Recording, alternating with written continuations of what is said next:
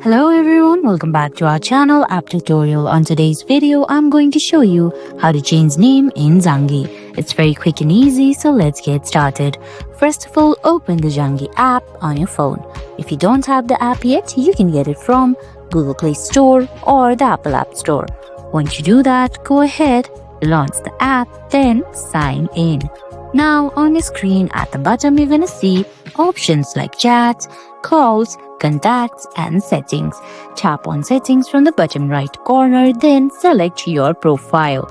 Once you do that, right below your profile name, you're going to see edit profile info.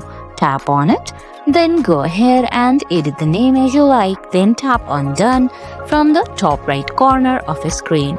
And guys, that's it. That's how you change your name in Zangi. I hope you found this video helpful. If you did, please give it a thumbs up, leave a comment, subscribe to our channel and hit that bell icon. See you in the next video. Thanks for watching.